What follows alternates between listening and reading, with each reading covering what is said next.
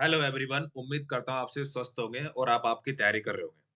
ठीक है, आज हम इस वीडियो में बात करेंगे जो वायरलेस ऑपरेटर के भी आंसर की रिलीज हुई थी, उसमें साइंस के कुछ क्वेश्चन गलत आए हुए हैं। ठीक है, तो उनमें आप ऑब्जेक्शन लगा दो जिससे आपको बेनिफिट हो जाएगा। ठीक है, उनके थोड़ा एक्सप्लेन भी कर लेंगे उन क्वेश्चन का आंसर क्या रहने वाला है। ठीक है, तो वो आप उसमें ऑब्जेक्शन लगा सकते हो। ठीक है, इसमें इतना ही बताना है। ठीक है, नेक्स्ट।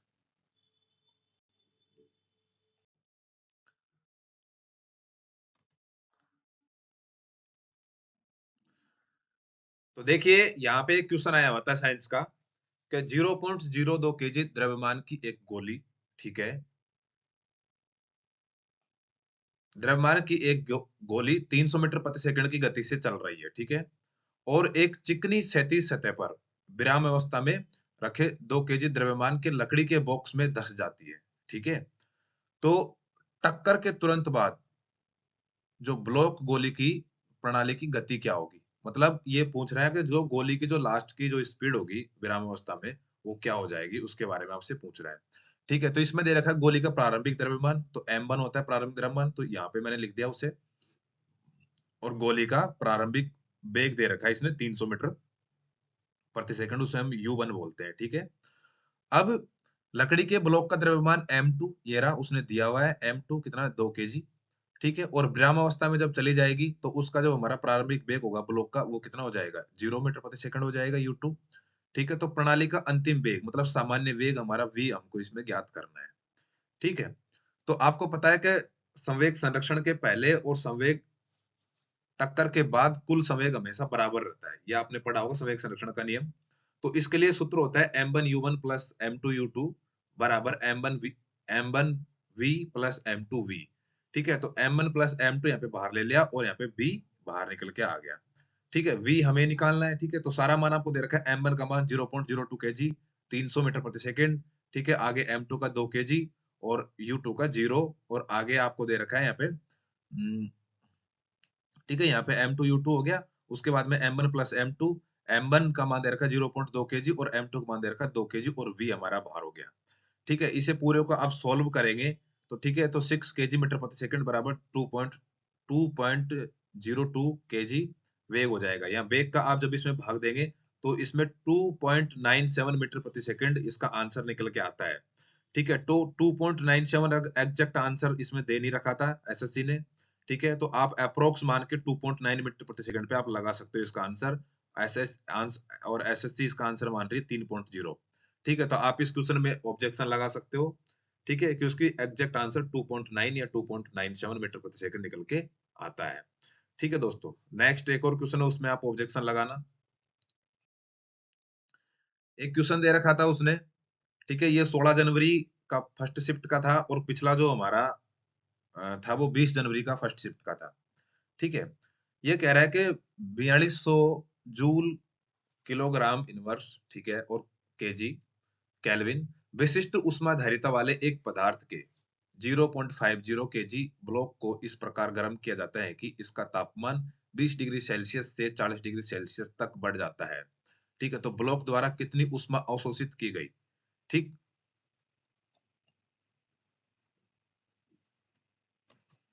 तो इसका हम सॉल्यूशन देख लेते हैं, ठीक है। आपको M1 दे रखा है, ठीक है। M1 ये रहा आपका द्रव्यमान, ठीक है, 50 m कितना दे रखा है द्रव्यमान आपको 0.50 केजी। विशिष्ट गर्मी की क्षमता दे रखी है इसने केल्विन में, C बराबर दे रखा है आपको 4200, ठीक है, जूल केजी केल्विन।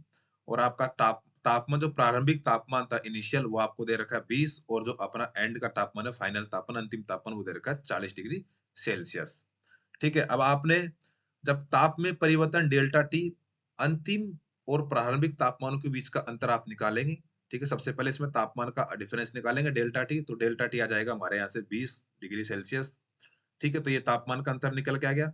उसके बाद में आपको इसमें आपको इसका गणना करनी है कि अवशोषित उष्मा कितनी बाहर निकल के आती है। तो आपको पता है कि Q बराबर mc डेल्टा टी, ठीक है। अवशोषित उष्मा का सूत्र आपने देखा Q बराबर mc डेल्टा टी, ठीक है। जहां m द्रव्यमान होता है, C विशिष्ट उष्मा क्षमता होती है और डेल्टा टी तापमान होता है। सारी वैल्यू आपको दे रखी है, यहाँ पे पुट करेंगे तो आपको विशिष्ट उष्मा का जो मान आ जाएगा यहाँ से निकल के, ठीक है। अवशोषित यहाँ पे इसका कट के आ जाएगा, ठीक है, आप जब पूरा सोल्व करेंगे, इसे आप अगर कन्वर्ट जूल में कन्वर्ट करते हो, ठीक है, तो 4.2 इंटू 10 की घात 4 जूल इसका आंसर निकल के आता है। ठीक है, जो एग्जैक्ट आंसर ये बनता है, ठीक है, ना कि ये आता है। ठीक है, तो एसएससी ने आंसर ये भी दे रखा है, तो आप अगर किसी के ये आंसर दे रखा था, आप इसमें ऑब्जेक्शन करें। ठीक है, इसका आंसर एग्जैक्ट ये निकल आएगा, 4.2 इंटू 10 की पावर 4 जूल इसका आंसर होता है। ठीक है, तो आप इसमें ऑब्जेक्शन लगा सकते हो दोस्तों। ठीक है, अब देखिए ये सब चीजें आप ऑब्जेक्शन लगा लो, आंसर की आ गई, आपने मार्क्स देख लिए, सब कुछ देख लिया। ठीक है, लेकिन आप फाइनल सिलेक्शन नहीं ले सकते जब तक आप trade test, dictation, computer formatting अच्छे से नहीं सीखोगे। तो मैं आपको यूट्यूब पे कंप्लीट पूरा फ्री बैच चल रहा है मेरा, एमएस एक्सेल, ठीक है, एमएस वर्ड और पावर पॉइंट तीनों का, वहां पे मैं इसे फ्री यूट्यूब क्लास दे रहा हूँ, जहां आपको पेड बैच वाले भी नहीं दे सकते, इतना मैं अच्छे से आपको एक्सप्लेन कर रहा हूँ। तो वहां आप या तो, और लगभग आपको ईच पार्ट में, जैसे एमएस वर्ड हो गया तो लगभग 150 टेस्ट की मैं प्रैक्टिस करवाऊंगा, एक्सेल की भी लगभग 150 समथिंग, पावर पॉइंट भी लगभग 150 समथिंग मैं आपको प्रैक्टिस करवाऊंगा। और ये प्रैक्टिस रहेगी हमारे टेलीग्राम चैनल पर। ठीक है, तो ज्यादा से ज्यादा आप टेलीग्राम पे जुड़ जाइए। टेलीग्राम पे होगा क्या, मैं आपको पीडीएफ सेंड करूंगा, टाइमर सेट करूंगा, 5 मिनट के अंदर आपको वो सॉल्व करके मुझे वापस सेंड करना होगा उसे, मैं आपका टाइम आउट कर दूंगा। ठीक है, वही एग्जाम में भी ऐसे होता है, स्टार्ट टाइम से होता है, टाइम एंड हो जाता है, तो जैसे टाइम आउट करूंगा मैं, तो आप मेरे पास फाइल सेंड नहीं कर पाओगे, तो मैं आपकी चेक नहीं कर पाऊंगा, तो आप मतलब फेल फेल समझ जाओगे अगर मेरे पास आपकी फाइल नहीं आई तो। ठीक है, तो इस तरह की प्रैक्टिस सेशन चलेगी, तो टेलीग्राम से जुड़ जाओ और चैनल को, यूट्यूब को ज्यादा से ज्यादा सब्सक्राइबर कर लो। तो इस वीडियो में इतना ही दोस्तों, तो जय हिंद, जय भारत।